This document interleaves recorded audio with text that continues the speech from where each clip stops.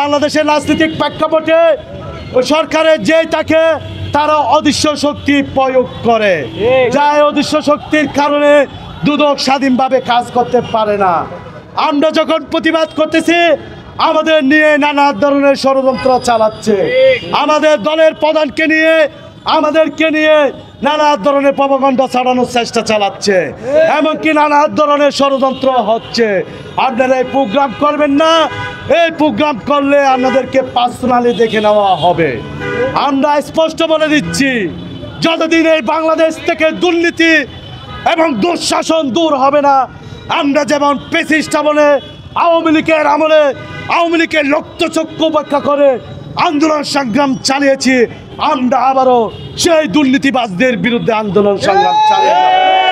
আমরা স্পষ্ট বলেছি, যদি আগামী 15 দিনের ভিতর যদি কোনো অগ্রগতি না পায়, সে এফিএস পিএস ওই সালাউদ্দিন তানভীরের বিরুদ্ধে যে ডিসি লীগের সাথে জড়িত এবং তার পিছনে তার শক্তি কারা যোগান দিচ্ছে, তাদের যদি বিচার না হয় আমরা সচিবালয়ের সামনে আবারও অবস্থান কর্মসূচি পালন করব। আমরা দুর্নীতির সাথে কোনো আপোষ করব না।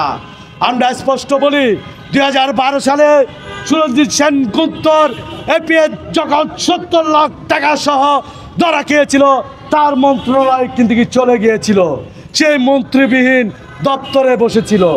অতএব যে উপদেষ্টার বিরুদ্ধে ওপিএস পিএস এর বিরুদ্ধে আপনাদের অভিযোগ এসেছে, তদন্তের স্বার্থে এবং আপনাদের সততার স্বার্থে সততা প্রমাণ করার জন্য আপনারা উপদেষ্টার পদ থেকে পদত্যাগ করুন। অতএব দুদককে সহযোগিতা করুন। আপনারা যদি সত্যিকারের সৎ হন, আমরা ফুলের মালা দিয়ে বরণ করব। আর যদি দুর্নীতিবাজ হন, কেমনি এদেশে আপনারা অবস্থান করবেন তাও আমরা দেখে নিব। আমরা 15 দিন ওনাদেরকে সময় দিয়েছিলাম, ওনারা বলেছিল আমরা আপনাদের কথা শুনে সর্বোচ্চ চেষ্টা করব, কিন্তু আমরা 15 দিনে কোনো অগ্রগতির কোনো কিছু না দেখে আজকে বাংলাদেশ যুব অধিকার পরিষদ দুদকের সামনে অবস্থান কর্মসূচি পালন করেছে।